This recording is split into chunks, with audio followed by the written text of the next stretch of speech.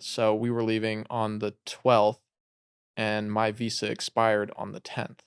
When we got to the airport in Sydney, they told us we can't let you on the flight unless you're leaving on the 10th. So we had to go get that fixed. And so we went to an office inside the airport where we had to actually the person who was helping us, it was she was great. She She was was able very nice. she was able to get it all done for us, but what we were having to do was basically reapply, and then they had to do some back office stuff so that when we arrived in Vietnam, that you would be met by some associate that was going to bring us to the office where we were able to we had to wait for your visa to be approved. Welcome to In a Prosecco, the podcast that raises a glass to moms who are transitioning from empty nester into the next beautiful phase of life as a free bird. I'm your host, Bernie Slowey. I'm a mother of two sons who have grown and flown, and I'm also a former corporate executive, filmmaker, writer, speaker, and entrepreneur who has helped women transfer into their authentic selves to uncork their infinite sparkling possibilities. So whether you're sipping a Prosecco or your favorite beverage of choice, join me as we pop open today's message in a bottle. Hello and welcome to In a Prosecco. I'm your host, Bernie Slowey, and I am here with my son, Nick Slowey. In a 5-part series, this is our last episode recapping our trip through Antarctica as well as our Pan-Pacific trip that we took. We were gone for 51 days and we are now home safely to do a recap of some highlights as well as share with you our journey through New Zealand, Sydney, Australia, Vietnam, Kyoto, Japan, and Tokyo. So, Nick, cheers. We are home safe, Home at last. made it alive, and had some incredible experiences. So, cheers to you because this wouldn't have happened without you. Yummy, yummy Prosecco. So, Nick, when we had shared some of the previous episodes, so please, everyone who is joining us today, if you are curious about the 35-day epic Antarctic trip on Lindblad Expeditions, please watch the 4 previous episodes. We had some wonderful experiences on the vessel with passengers, the crew, the excursions. On our last week before we disembarked, it was kind of one of those. I'm glad that it's coming to an end. It's been amazing, but we also had made plans for an extended trip. And we really didn't have an itinerary per se, other than knowing when we were going to be coming home. So let's first start talking about how, when we disembarked in Dunedin, the South Island of New Zealand, what our plans were, because that was really your dream was to go to New Zealand. And that's why you chose this specific itinerary. Well, Dunedin was kind of we didn't really have plans to stay there, because originally in the itinerary, we were getting there and getting off the boat in the morning and flying, um, to Auckland, the North Island.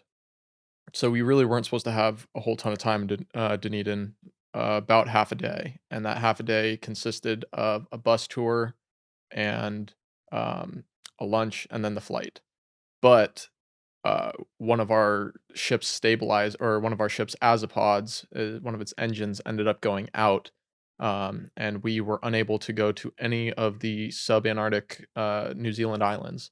So our trip was cut a little bit short by a day, and we ended up arriving to Dunedin a day early. So we had this whole day in Dunedin to kind of get off the boat and explore and see what we wanted to do.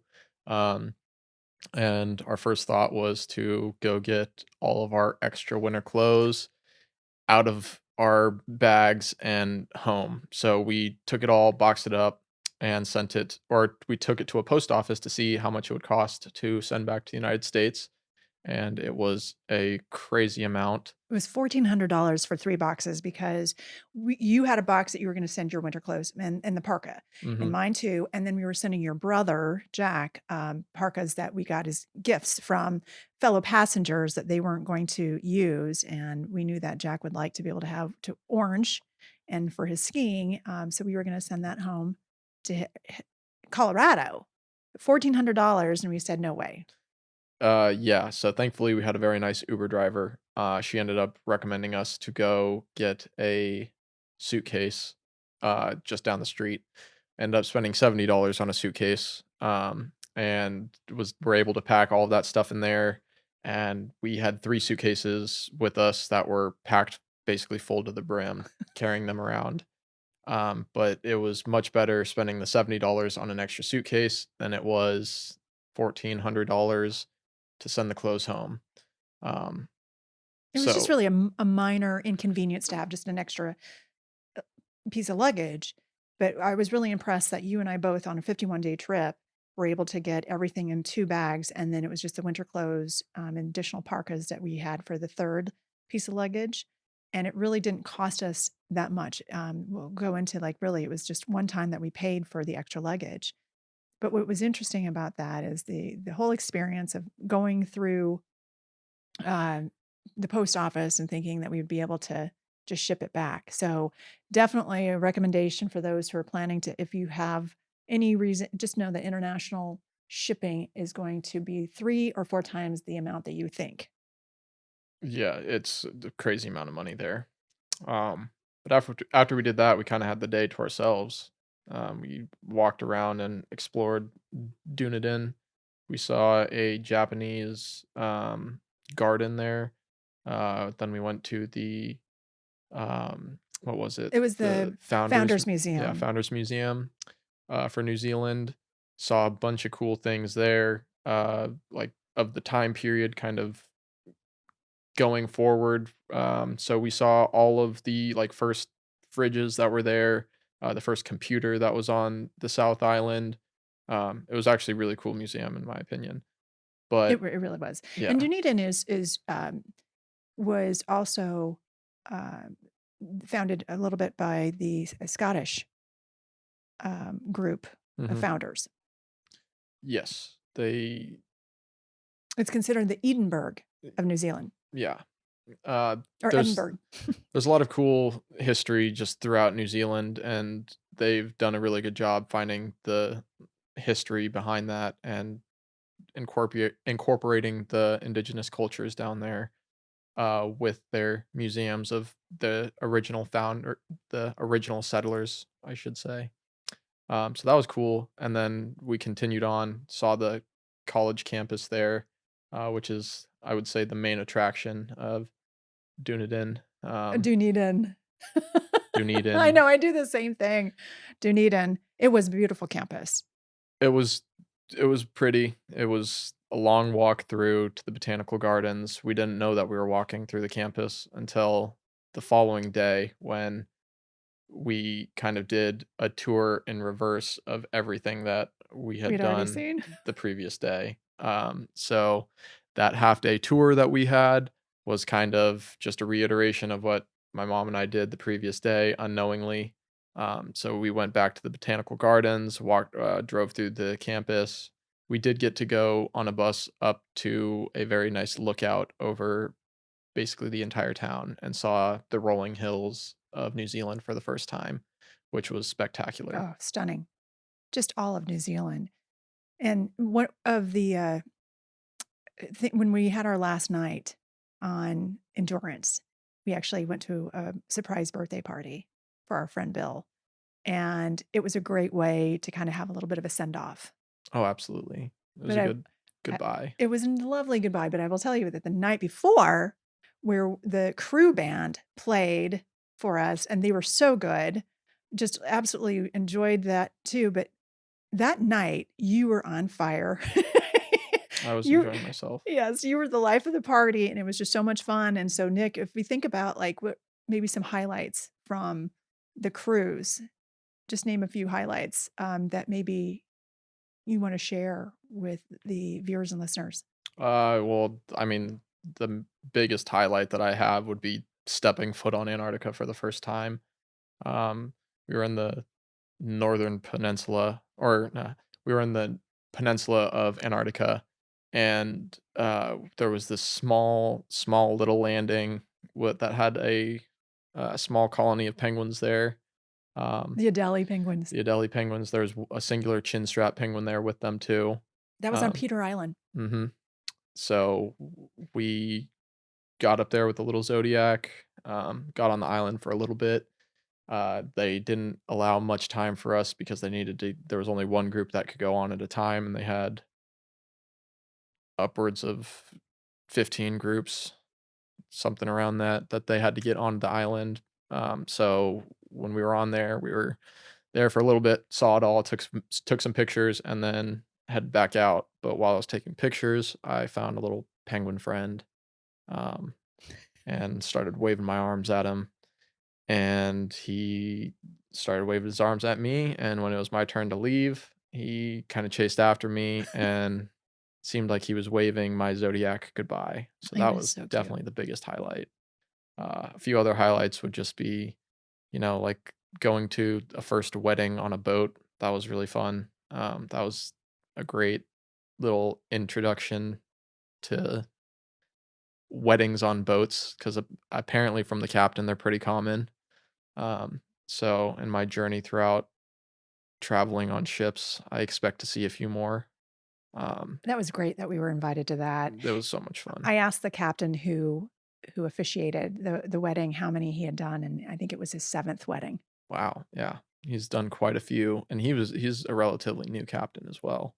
So, good for him. Um, Another one would just be going through the icebergs.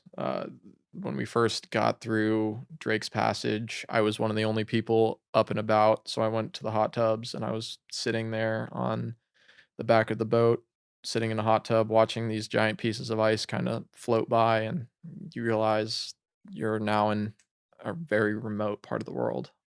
Like crossing over, right? Yep. Like Drake's passage to this incredible, um, land of ice and the wildlife. I was in the hot tub specifically for the crossing into the Antarctic Circle. So Oh, nice. I was in a hot tub when I crossed over. I may have been, lying down horizontal while I was probably trying to relieve myself from seasickness, and so I'm glad that you were able to do that. And so what else was a highlight for you? Um, I would say another highlight of the ship would just be like meeting all of the crew and passengers, or like you spent 30 days together. They run a ship very well there. The captain, the hotel manager, the engineering side of things, they all just ran a very, very well put together ship. All of the crew were phenomenal. They all did an amazing job. They were all so kind and courteous.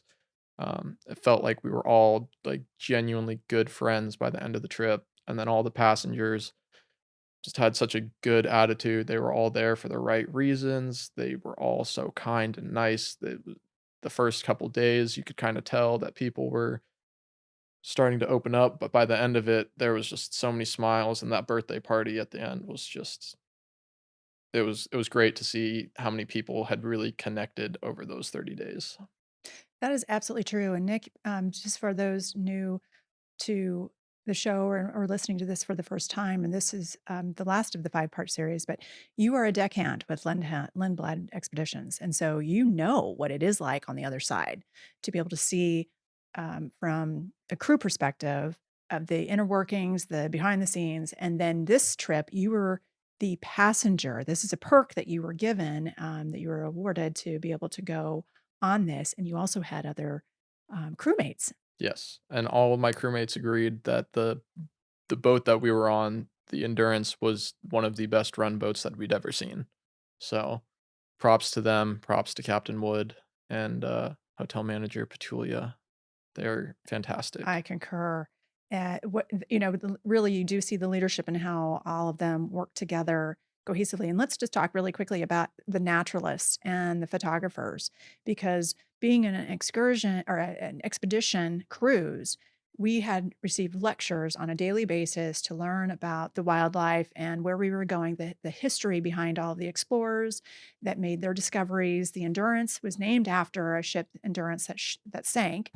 And then you also learn really about the wildlife, and we had protocols that we had to follow to ensure that the wildlife was pristine, and also that we were not bringing anything to the wildlife and we weren't bringing anything back onto the ship. And so I would agree, everything was so well run and the food was so delicious. That was one of my highlights. I got some of the same food every day because I just enjoyed it so much. Yes, and then we also had afternoon tea, which is a big thing for me. I love afternoon tea, and so we were really fed 4 times a day and having all the pastries, and again, just with the service, right? It's hard to say no. Exactly. Any other highlights from the Antarctica cruise? I mean, I could go on and on. Antarctica was fantastic. The weather was great. The wildlife was great. I mean, just the trip in itself was great. This was a trip that started, at the end of December and finished on January 31st, and so we were there during the summer period where, that's, I think, the only time that they run cruises, and this is also for other cruise lines, and there was really only a couple days where we had really harsh weather, but Well, they only run it because the ice is too hard that deep into Antarctica. They run cruises to Antarctica year round to the peninsula, but oh, good to know. they do not run cruises down towards the Ross Sea and like as far into Antarctica as they did with us because the pack ice is just too thick. It'll damage the ships. It's too hard to get through. Um, so we you only have that 2 month period of the ice being soft enough to break through and still not be cold enough that it's starting to reform again and you could get stuck in there. And the whale migration. I think that the time that we went was just at the beginning, and we saw all kinds of whales. We Yes, we saw did. a blue whale, humpbacks. We also saw minkies, and we saw 4 types of killer whales, orcas, and I didn't know this. I think we only saw 3. I thought we saw had seen 4 because it was almost a bingo. We The didn't 5 see types. the we didn't well, you have type, uh, B and then or you have B1 and B2s, so we saw both of those. We saw the B1 and B2s, so we technically did see 4 out of the 5, um, but we didn't see type D orcas. Yes.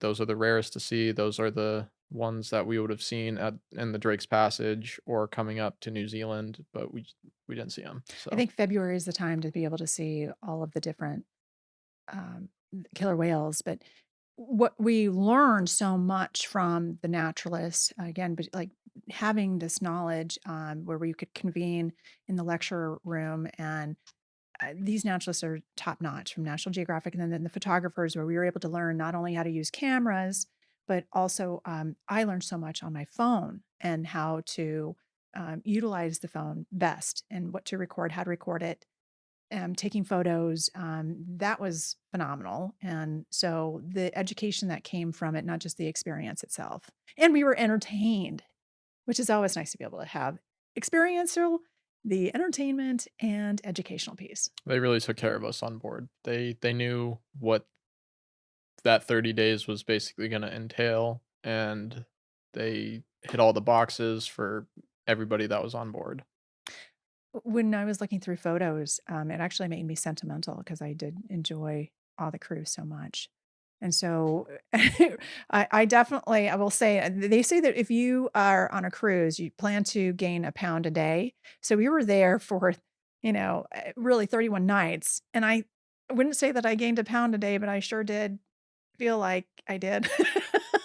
You could have rolled me right off of that cruise because the food was so delicious and being able to be catered to, just top notch. And so, cheers to Lindblad Expeditions and the whole experience. Mm. In Antarctica, I would do that again in a heartbeat. And I want to thank you for that opportunity because it was an invitation through you. And I know that you've got your dad and your brother that you want to bring as well. So if this was my only opportunity, I am just so grateful, Nick. It was more than memorable. It was just incredible. So much gratitude. It was a trip of a lifetime, and I'm glad that I could do it with you. Oh, I appreciate that. Mhm. So when we ended up disembarking, we knew that we wanted to be able to take advantage of the opportunity of being across the globe. You chose this. One of the reasons why you chose this particular itinerary is it disembarked in New Zealand. Now, why was New Zealand so special for you? New Zealand was has always been incredibly special to me, because it's Middle Earth. It is where Lord of the Rings was filmed, and ever since I was 2 years old, I've been obsessed with Lord of the Rings. It's been my favorite movie. I love it. I love everything about it. So to be able to go travel and see all the filming locations on the North Island and to go to the workshop, the Weta workshop there, and kind of scratch the itch for needing my Lord of the Rings fix was very nice. So once we disembarked in Dunedin, we flew to Auckland. The group flew to Auckland, so we had a night stay overnight in Auckland.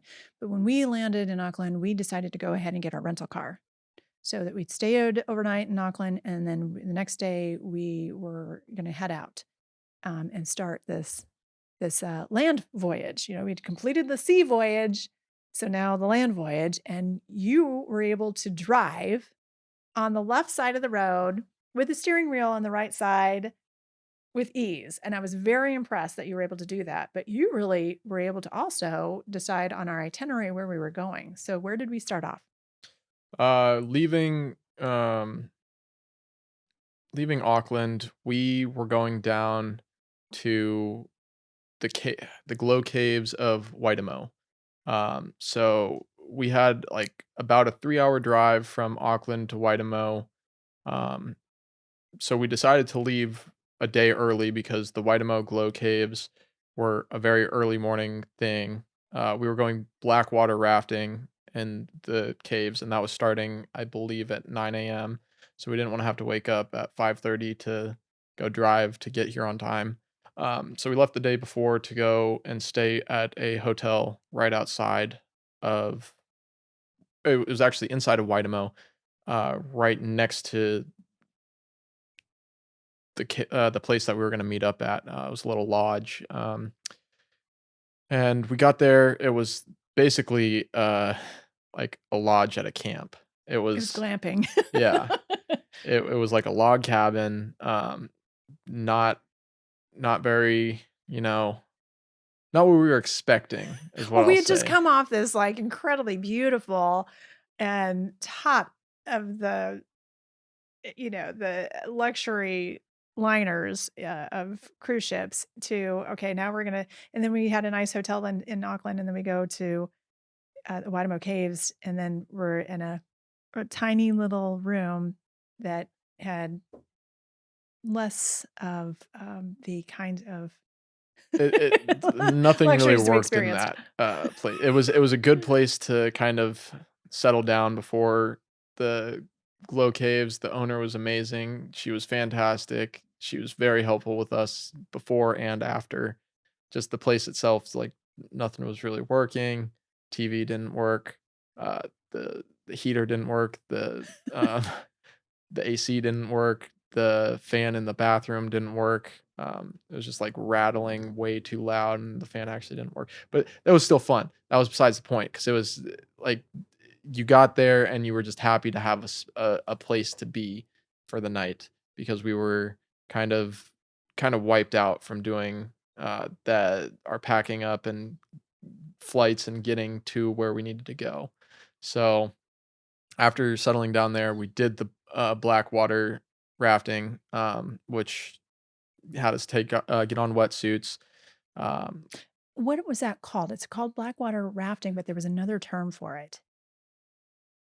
I don't all I knew was blackwater rafting. Oh, I thought there was some kinda other word for it because it's not rafting in a like a raft. It is where we're trudging through the water and the parts where we're floating, right? Oh, you're talking about cave spelunking. Spelunking, yes. Cave spelunking. It's not. We were technically cave spelunking because we were exploring a cave, but cave spelunking is more like going through um, caves that haven't been excavated, or not excavated, but they haven't been like looked through. So Explored yet? you're exploring the cave. That's what the spelunking part of it is. Like you're Gotcha. exploring this cave. So there was parts of it that were very similar to spelunking, but this was like a guided tour that we were going through. They had their exits. They knew exactly where everything was going. Um, so this was like a very safe and guided spelunking. It was challenging though. I mean, we had the wetsuits on and the rubber boots, and I remember like the water getting into the rubber The boots, water was cold. and it was cold, and I'm It so was glad we very had the cold. wetsuits. When we were floating, though, and we were all interlocked with our feet and our arms together, floating seemed like we were out in space. It was fantastic. It was one of the best experiences, of the trip.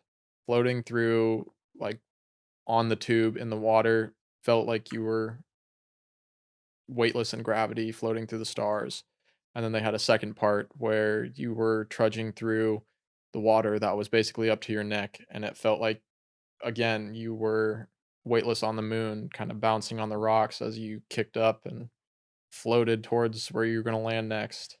So, it was very, very beautiful there, going through all that. Even with the cold water, it was something very special to do, and I was very happy that we were able to do that.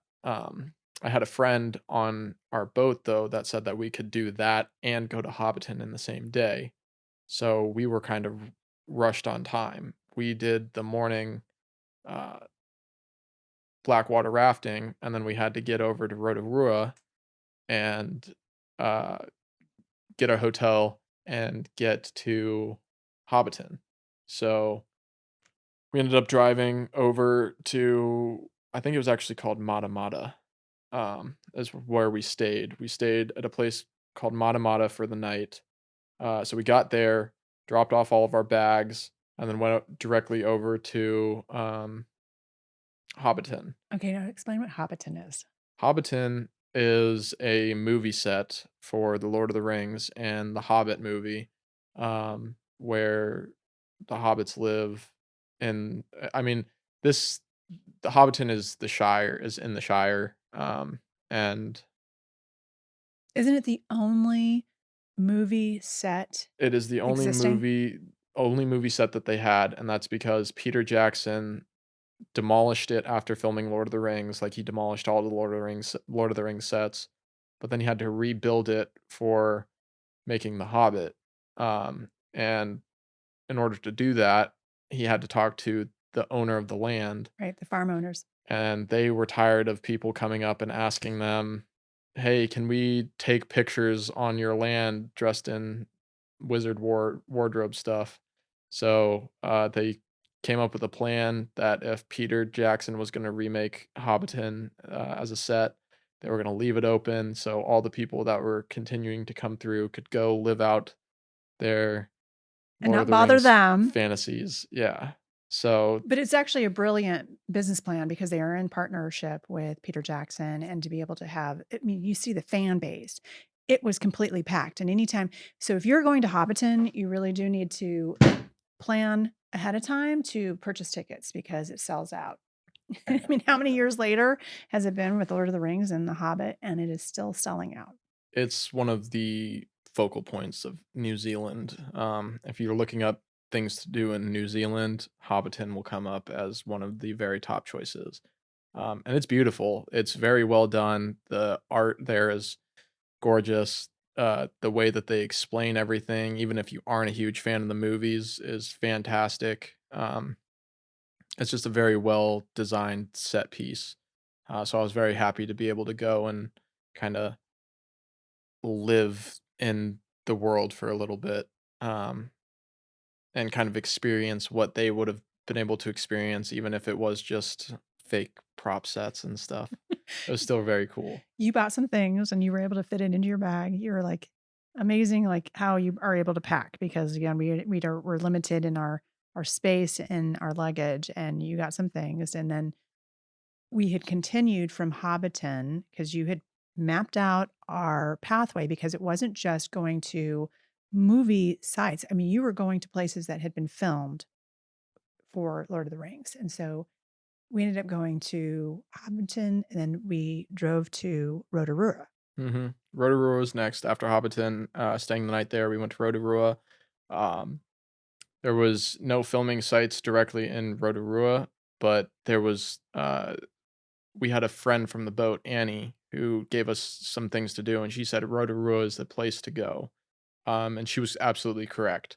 We went to Rotorua, we did zip lining there, and we did a nighttime redwood light up forest walk where we walked throughout suspended bridges on redwoods At at night, night that were it was all lit up. beautiful. It was spectacular, one of the best things I've ever done in my life. So it was definitely a good place to stop. And that's where the Lord of the Rings filming location kinda picked up because the next day was a 11-hour journey in the car, from Rotorua all the way down to Wellington. Well, we also ziplined in Rotorua. Yeah, we did the zip lining before That's right. So the we had a lot of suspension bridges that we had crossed, mhm. and that was my first time ziplining, and it was an absolute hoot. It was a great day in Rotorua. It Like, was. we were able That was a to highlight for me. yeah, Rotorua, there was nothing Lord of the Rings like in Rotorua, it was just all adrenaline, and it was great. It was fantastic. And Rotorua is known for a lot of its, the experiences, like that's where the big bubble balls, where you are inside and you can roll down the hill, that was invented in Rotorua. And they also have, a bunch of different other sites to see so that you can see Lemuras. You can also see where are some of the things that I'm missing, but we hit a lot of the experiences, the adrenaline We rushes, except for the bungee jumping. s they had so many different things there. They had this like school, not a school, it was like this one thing, that was an adrenaline junkie thing where they had like tracks down the mountain. They had a free fall where you jumped without anything on from 150 feet into a net and the net stopped you. Um, they had some of the craziest stuff out there. So when I go back, I'll have to go try all that stuff out. I'll have to go to that place and do the free fall, do the bungee jumping, do all that cool, exciting things. But that was its own that's Rotorua in itself is its own trip, I would say, because there's just so much around there. There's the Maori culture um, experience that you could do there. There's a Kiwi hatchling thing there. So if you're going to go see the Kiwis, might as well see them when they're babies and they're young. There's a lot to do in Rotorua. It's a good place. After Rotorua, though, we picked up on the 11-hour drive to Wellington, and we were on our way. As we were on our way, we decided to stop, or we didn't decide, this was the plan to go stop by as many filming sites as we could. Um, so as we made our way down, you're passing by Mount Doom. I'm not remembering the correct name of the mountain on the North Island right now.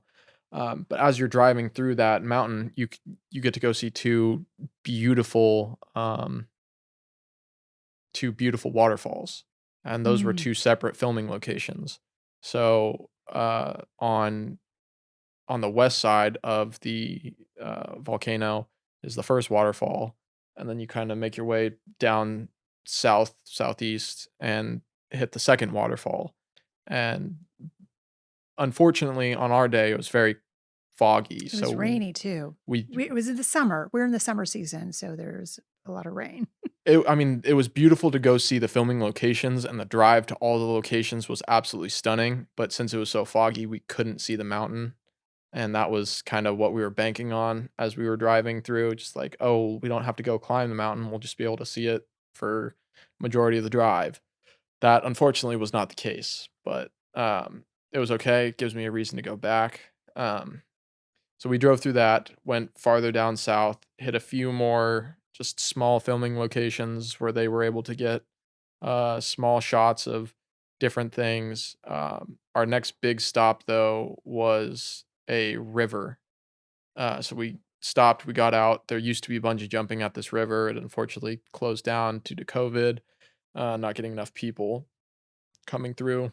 What was that famous for, that specific site?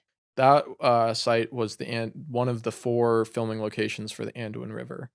But So if you're a Lord of the Rings fan, you'll if you're a know. Lord of the Rings fan, yes, you'll know the Anduin River.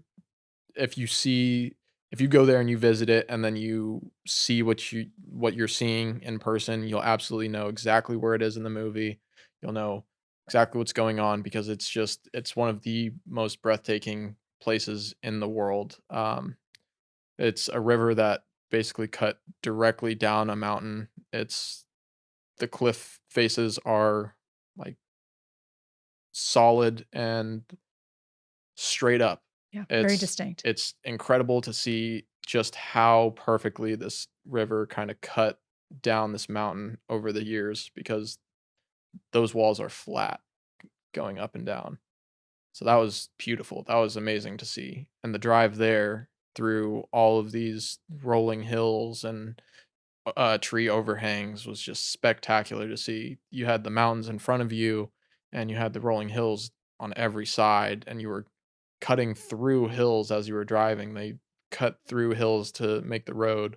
So it was just one of the most stunning places that we were able to stop. Um, when we went back down, or we followed our path back out towards the highway, got back on the highway, and continued all the way down towards Wellington, stopping at or just driving past a few more places that were like beach fronts or just giant forests that they filmed inside of. Um, and we kind of looped back up a little bit and we came up to a park, like a national park where they had filmed Rivendell. Rivendell in, and we had a little bit of a struggle finding that place. We I remember. But it was beautiful to drive through, so it wasn't like a bother The by any park was means. amazing, but we were going back and forth because the map originally the place that we went to where it first took us was not the entrance of the park. It was basically just a board saying like, "Oh, this is what's in the park." So we had to follow all the way back out, go another 10 minutes up the road to the entrance of the park. But once we were there, it was stunning, it was beautiful. We were going through, got to where it said we needed to go, got out of the car, it said we needed to backtrack, went back, realized that's not where we needed to go. It ended up being on the other side of this bridge that was blocked off. So So, basically, don't get discouraged. You will find it. There's not necessarily like step by step. It's not like in the GPS. You've got to just kind of keep persistent in looking for it because what is there was the Rivendell. You can see the beauty of the Elven King, right? mhm. That there was still the structure, There was the one entry. structure that was left up, which was an archway, which a lot of people go there and take pictures with because it's very clear what it's from. Everything else has grown back, but the forest is beautiful. The river there is also beautiful. You'll recognize the river there too if you're a Lord of the Rings fan. So um, it was all incredible to see. Every place that they chose that the film scouts, scouting, their film location scouts went to, they really chose all of the best spots because the drive there was incredible. The drive out was incredible. The location itself was seriously some of the locations were the best places in New Zealand that I was able to see just from beauty alone. Um, All of New Zealand, I mean, we didn't see the South Island. We saw the most of it. We saw Dunedin. We saw the North Island, and I will tell you with the North Island, it was incredible. And on a map, you would think that New Zealand is smaller than it is. It's not. We drove a lot, it was a long drive. long drives in multiple days, but we were really able to accomplish a lot in what 5 days because even when we got to Wellington and you got to go to the Weta Museum where you were able to go through. This is a museum that was they were the creators of much of the costumes That was and fantastic to yes, see. and the original costumes, and so we were able to go in and see that. And you even spoke to the creator of all the goo from the movie. He worked on, he was the lead on all the miniatures for Lord of the Rings, and he made the goo in The Matrix. He's been working in filming like the props of films for a very long time. So it's very cool to meet him, pick his brain for a little bit, um, and kind of like get an insider's perspective on the filming of Lord of the Rings. And that was a good way to kind of wrap up New Zealand and And Weta is spelled WETA. For mhm. those interested, that Weta Museum, and there is one in Auckland. It's a little bit different. It has a lot more movie sites, but Weta in Wellington is really dedicated mostly to Lord of the Rings.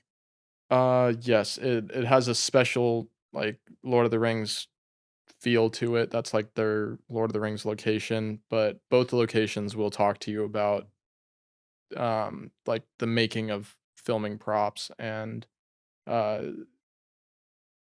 not even just filming props, just the making of movies in general and how many movies they've been a part of. So if you're a movie nerd, I would highly suggest going to a Weta And I am a movie workshop. nerd. So I enjoyed it. You enjoyed it for the Lord of the Rings. So Absolutely. before we even go to when we flew out of Wellington to go to Sydney, but I will tell you that my favorite part of New Zealand, it was beautiful.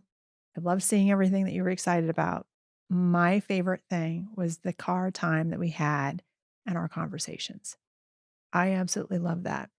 We had some incredible conversations. The talks were very meaningful to me. And I want you to know how much I appreciated you sharing so much of your heart, how much you shared of your knowledge, and so much of, I think, just being able to have this experience with you as not just as mom and son on this voyage, but there was definitely a shift that I felt for the honesty that you were able to um, disclose. I really appreciated that. And I felt like that was a shift in our relationship as well for the amount of time that we had on the boat together, but also really that was probably, I got to tell you, we haven't even gone to the highlights of all of our trips, but that was my favorite. Absolutely. I'm glad that you enjoyed I did. because I was just head over heels for the location. Well, it showed, and I think it was the way that you were able to just be so lit up because of it that it, I saw you shining, and I just saw you shining on the ship that last couple nights, and I saw that, and so I just think you're a beautiful human being, and I just appreciated your honesty in our conversations. It really, really meant a lot to me. Thanks. I appreciated the conversations too. So we fly out of Wellington, New Zealand, and we head to Sydney, Australia. We arrived at Sydney pretty late, like 6 or 7 p.m. Got back to the hotel and it was dark. It's probably 8 or 9 by the time we got to the hotel. We went and walked around to try and find some water for you, I think. Yeah, because we took an Uber from the airport Mhm. and got to the hotel, which was an exceptional location. Do you remember what it was called, the location? YVES Hotel. But we were also in the area was ideal. It was central to everything. It was in the Darling Harbor. Mm. Um, it was in Darling Harbor, so just kind of it was in downtown Sydney for sure, but it was more on the harbor side, so everything was in within walking distance. And train distance. Yeah, we were very close to the train station, so that was very lucky. I mean, the airport was far away, but that was fine because everything that we were near was within walking or train distance. So, that first night, I went to go see a movie in the IMAX theater while you kinda had a I chance to needed a break. relax. Yeah. Yes, Mama's a little bit older, and I just wanted a little downtime. We'd been go, go, go, It had and been go, go, go, and New Zealand was wonderful for that, but and we were go, go, go in Sydney because once we had that night, we were the next day, we went to the opera house in We Sydney? went to this Sydney Aquarium. We went to the Opera House. We went and did the Sydney Bridge climb. That was a big highlight for me, actually, for the Sydney climb, that we were able to get to the very top of the bridge and watch one of the it was a Princess cruise ship actually disembarking. Or no, I'm sorry, they were leaving the port, and so they had been taking off, but you have this fear of heights. Mm-hmm.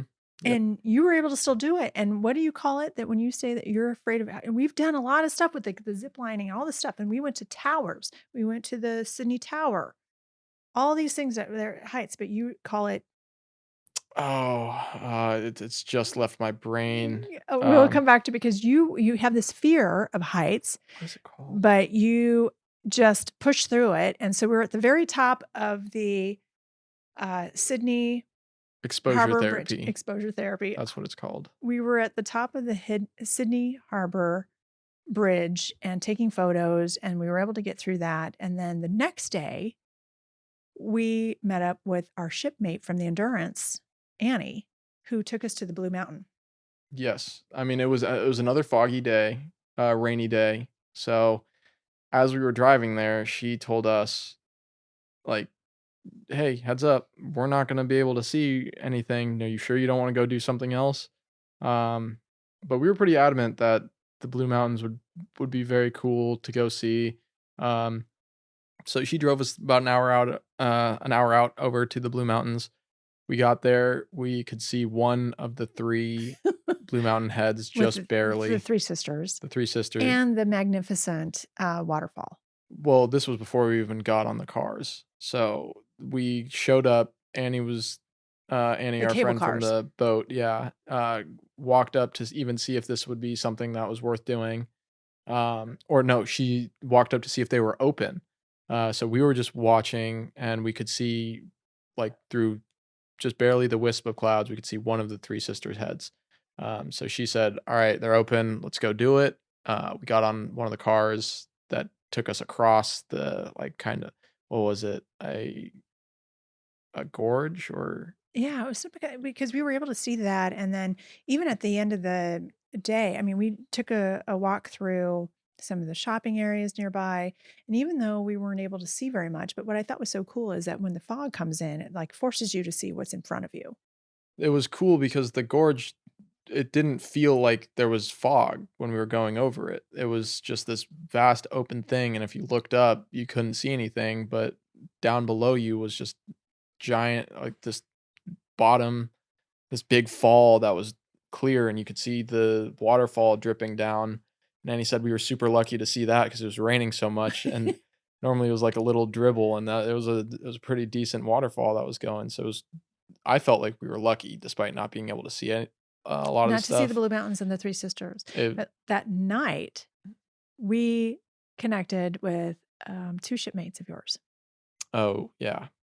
My chief engineer, who's also named Nick, and his now fiance Roxy, had just recently got engaged, and they were also in Sydney for a couple days with us. So we asked to meet up, and we were able to get dinner together, give them a congratulations, um, and they went off to a concert, and we went off to Vietnam. Yes, Vietnam. Okay, let's talk about this because this was a little bit of a struggle for you because of the visa. You were because when we were on the ship, we were really limited by Wi-Fi because actually, I will tell you that Starlink is what Lindblad Expedition uses for Wi-Fi, and it worked really well. Now it was hit or miss in some parts because you were really struggling a little bit to get your visa for Vietnam. I don't think that was Starlink. I applied for the single entry visa for Vietnam, and originally everything that I had applied with was correct because I double checked it, triple checked it, made sure everything in there was absolutely correct before I sent it off. It came back denied and said that my name was not correct. So I looked at it, my name was correct. It had my first name, middle name, last name all in the correct spot. So I reapplied, not changing anything, and they accepted it. And thinking that like, okay, now that they looked at the name, everything would be fine. That was not the case. They had given me the incorrect end date. So we were leaving on the 12th, and my visa expired on the 10th. Ah, yes, So we by 2 needed, days. yeah, we needed to go get that fixed. When we got to the airport in Sydney, they told us we can't let you on the flight unless you're leaving on the 10th.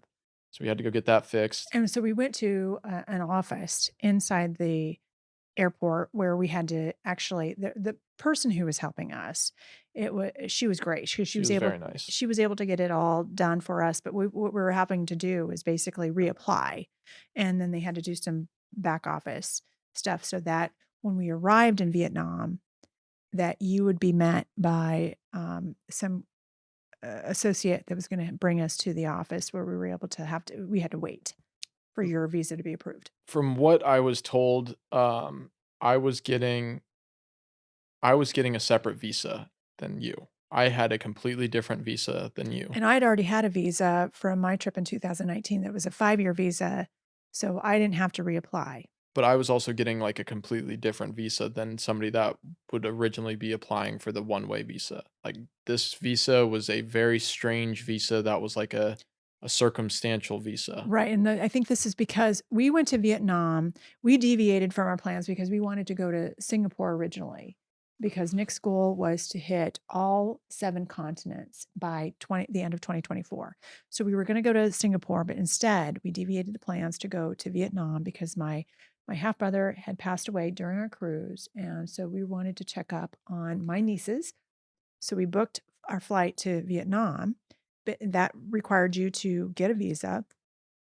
Once you thought you had your visa, getting to the airport, it wasn't for the full duration of our trip by 2 days, and so we had to reapply. Then when we arrived in Vietnam, you had to wait for 90 minutes. It was like a 15, 20. It was no, actually it was like a 30-minute wait because they couldn't get an email from your phone about where we were staying and stuff. Right, because we have to have proof that we're staying and then what our departing flight was. So the person from Australia was basically paying somebody in Vietnam to they were paying them like $400 or whatever to say, "Hey, you need to change this visa now," um, because like they're flying in and they can't stay if their visa's not correct. So when I got there, they were asking me, the person that had gotten paid the money was asking me like, "Hey, so why are you here? Like what's going on?" I had to explain to them, "I'm here for a funeral and I need to be here until the 12th. It says I'm leaving on the 10th." They're like, "Oh, you're not here for Tet. Okay, this is what we're gonna do." And Tet is the, Vietnamese Lunar New Year. Mhm.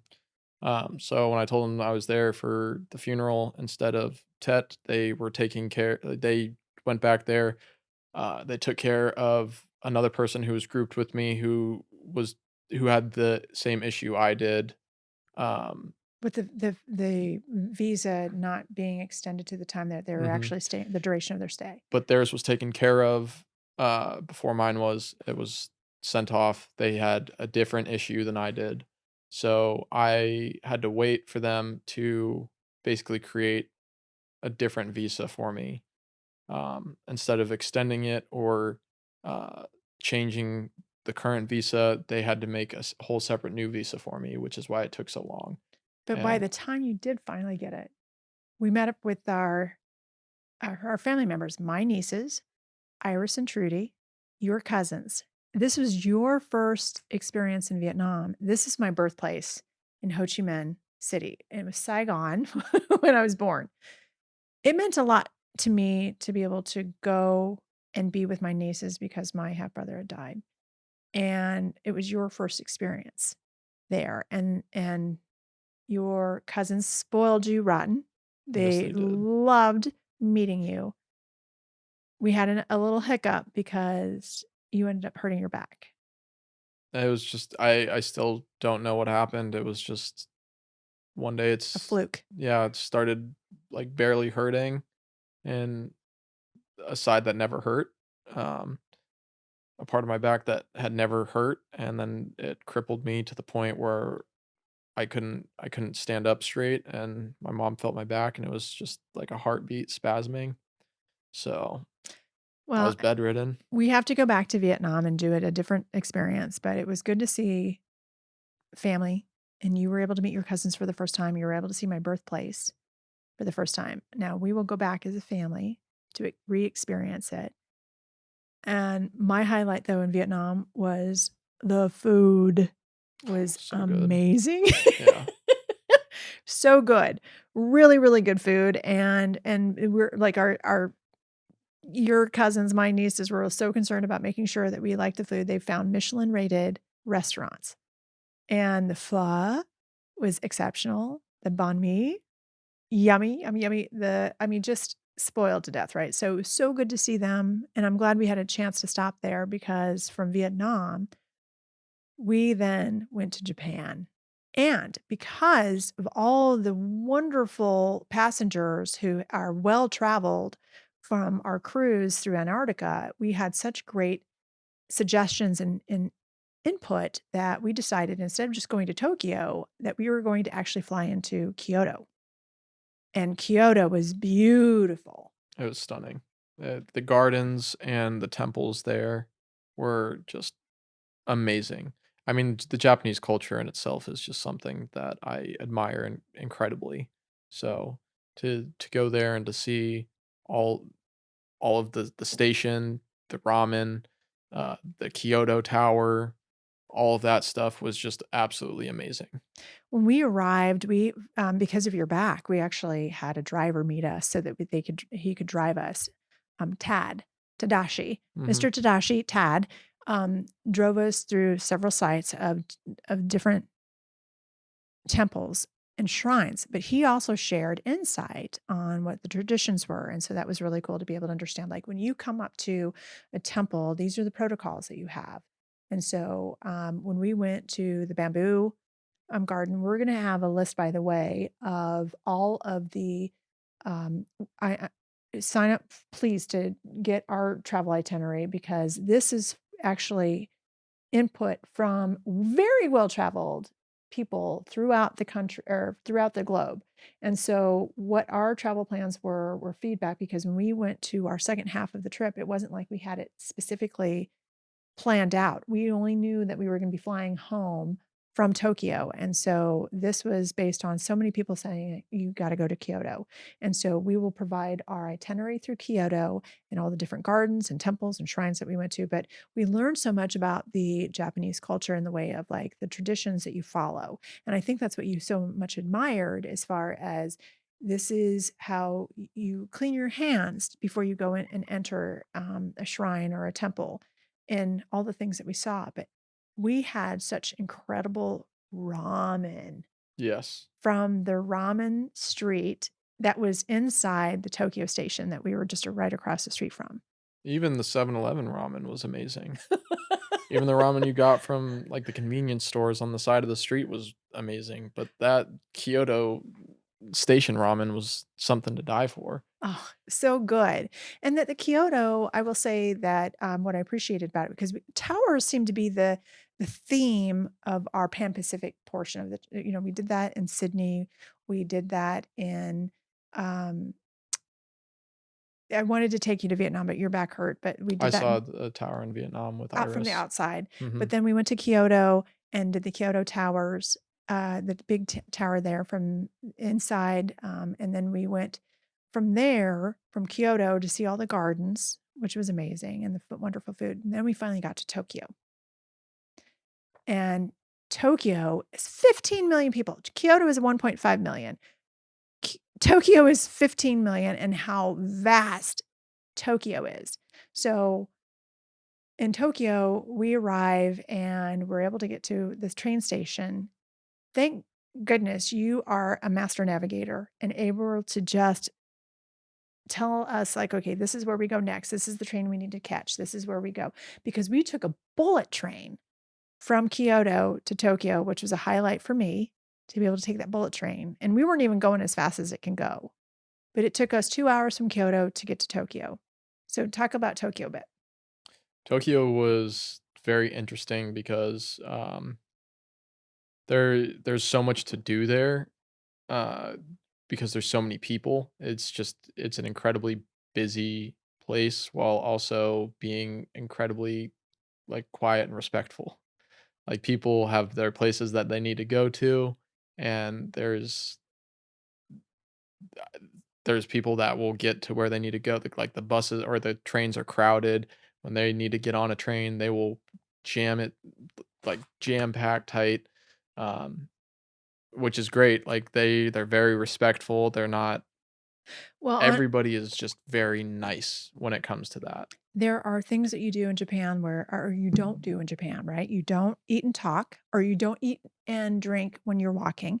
You don't talk on the buses or on the trains. Any transportation is very much like, no, you don't talk on your phone. And, there's also an element of, like, I think that even when there's, like when we went to all the different shrines and temples, and that's why we won't share all the different places we went to in this episode, we will share it in our itinerary, that what was so important about, that trip for me in Japan is that similar to New Zealand, you just lit up. There was something for you about Japan, that you respected the traditions, you respected the rituals, and there was a lot of courtesies that I think that the Japanese culture provides. And the food is phenomenal and healthy. Yeah, it's very healthy over there, and it all tastes so good. I mean, even in Vietnam, the pho, all of the soup-based stuff just had me wrapped around its finger. I just couldn't get enough of it. And what I will say about the cool thing about Japan too was that everybody that we met, they're so courteous. And what was crazy in the small world is that the last night that we spent in Tokyo, you ran into a classmate of yours from high school. Completely on accident, yeah. It just He shows like how small the world actually is. And so when we were ready to for our last night, because this has been day 51, right? As we're planning to go home, and then our flight is delayed. And mm, so we had to switch flights because our connecting flight, our second leg through Detroit, would have already left us. And so we had to reroute it into Atlanta. And coming home, there was a sense of like, oh my gosh, this whole trip was surreal for me. Surreal. I had never been away anywhere for 51 days before. And your dad and I have never been apart for 51 days. Now, when you've gone to do your trips for your um, contracts, you've been away for months.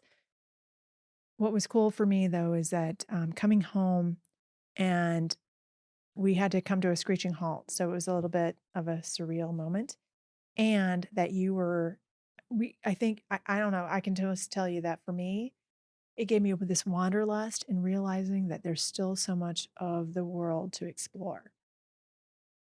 it's very hard to go do something so exciting like that and then kinda have to come back to your everyday life. What so you've hit 6 out of the 7 continents. So what is your goal at the end of 2024? Uh, I'm not even gonna try and be the end of 2024. Here in June, I'm gonna try and go to Africa and Europe with my brother for a backpacking trip for 2 months.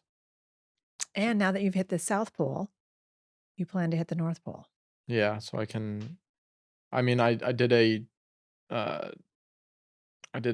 polar plunge down in Antarctica, so now I have to do a polar plunge in the Arctic so I can be bipolar. To be bipolar. And by the way, that polar plunge, I was really nervous about it, but I'm glad I did it. I could would have probably done it again. I'm happy with just the once. Yeah. Nick, this trip was so incredible. We will provide our travel itinerary, and the memories from this trip were just extraordinary. It was exceptional. This spectacular, epic trip of a lifetime. I can't even tell you enough how much I'm grateful for the opportunity to travel together on a mom and son voyage. And so, please, if you enjoyed this episode, be sure to subscribe, be sure to like, and comment if you want more information about this. We're on another trip through Europe in June, so we will happily share more of that and share the highlights. But also, please do like, subscribe, share, and until next time, Nick, cheers to you. I'm so glad this will be memorable forever. Thank you. Thank you.